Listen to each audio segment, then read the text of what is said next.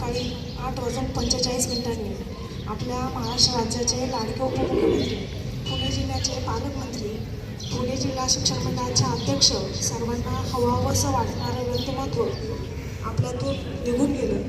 अजितदादांच्या जाण्याने आज आपला महाराष्ट्र पोरका झालेला आहे.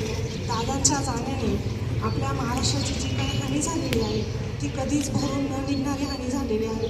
दादा म्हणजे शब्दाचा पक्का आणि कामाचा माणूस. खरं तर आपण सर्वजण कालपासून सोशल मीडियावर पाहतोय, दादांचा व्हिडिओ व्हायरल होतोय. मी कामाचा माणूस आहे आणि मी कामाचाच माणूस आहे.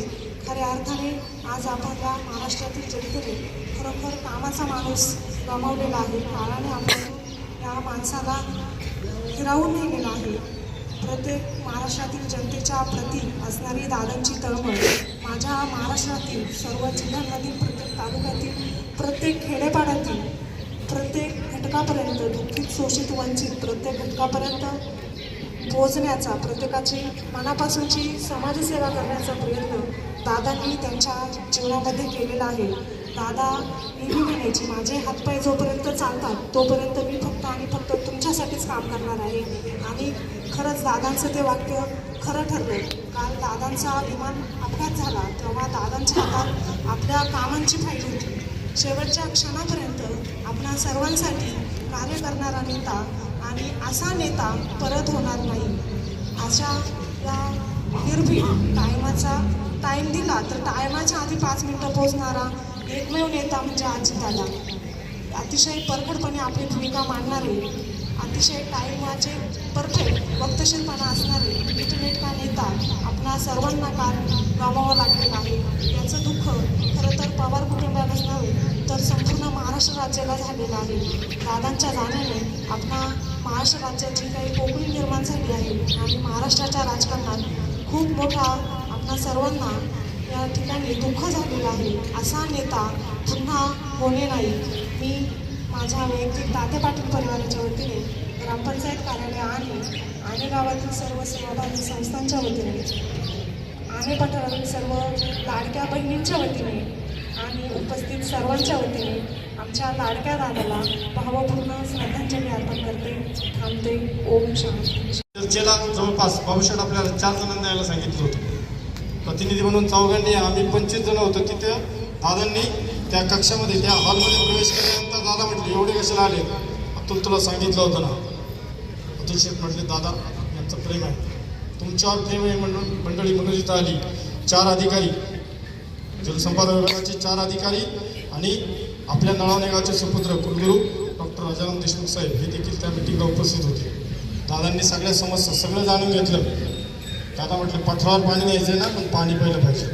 पाणी उपलब्ध असेल तर दिलं जाईल. 76 लाखाचा निधी. आपले लोक इथे येऊन म्हणायला लागले, दादा,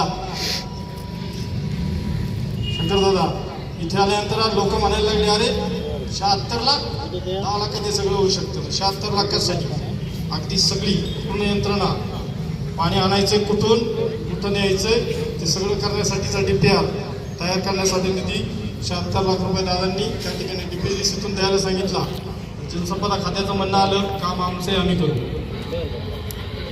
आजही निधी भाऊसाहेबांनी सांगितलं, इंदोरकर साहेबांना आम्ही जाऊन आलो, गजानन पाटील साहेबांना आम्ही दोघेजण जाऊन आलो. निधी आहे, आपला निधी कुठेही वितरित झालेला नाही, निधी तिथेच आहे. जलसंपदा खातं म्हणते आम्ही आमच्या पद्धतीने करू, त्यामुळे थोडंसं थांबलंय. आपल्याला पुढचा लढा नक्कीच द्यावा लागेल, पण हा लढा देताना बाप नावाचा माणूस आज आपल्याला, हा लढा देताना बाप नावाचा माणूस आज आपल्यात नाही. आपण सगळे पोरके झालो. खरं तर हे अपेक्षित नव्हतं, कधी वाटलं देखील नव्हतं का दादांना श्रद्धांजली वाहण्याची वेळ यावेळी. असो, नियतीच्या पुढे काही कोणाचं चालत नाही. दादांच्या जाण्याने, दादा हे पुण्याचे पालकमंत्री होते आणि दादांच्या जाण्याने खऱ्या अर्थाने पुणे जिल्हा हा पोरका झालेला वाटतो. तसेच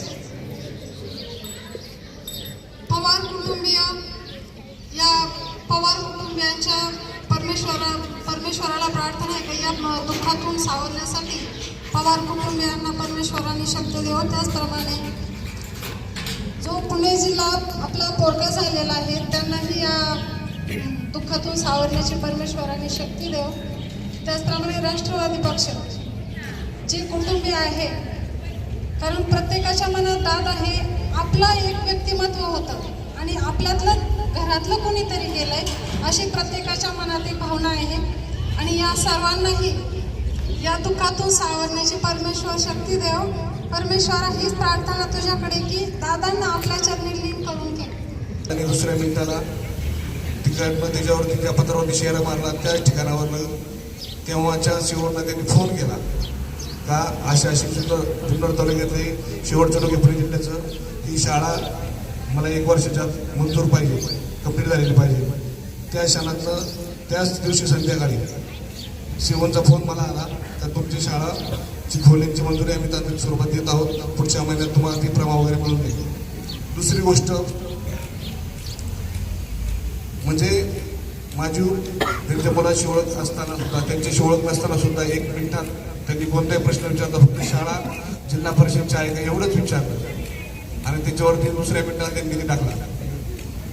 आत्ता 2 महिन्यापूर्वीची गोष्ट आहे. आपल्या पानंद रस्त्यांसंदर्भात प्रस्ताव दिली होती. बारामती हॉस्टेलला माझं भेटणं झालं त्या ठिकाणी.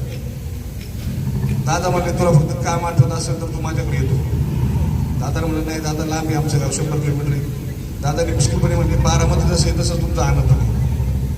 वस्तुस्थिती अशी एवढा मोठा नेता कार्यकर्त्यांच्या गळ्यात हात घालणार, प्रेमाने विचारणार तुम्ही आली खाल्लं का, सगळ्या गोष्टींची विचारपूस करणार, म्हणजे अशी आपुलकीची भावना. माणूस म्हणून, व्यक्ती म्हणून, व्यक्तिमत्व म्हणून, कामाची धमक म्हणून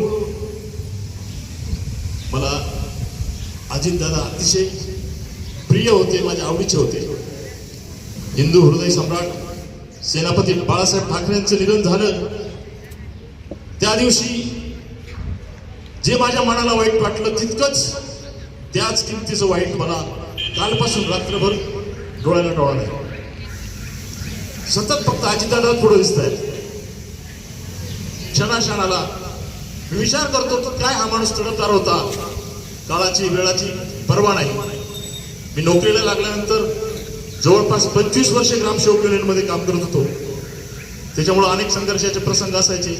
काही अडीअडचणी असल्या, अधिकाऱ्यांनी काही त्रास दिला तर आम्ही अजितदादांना भेटायची आमची वेळ होती 6च्या आत.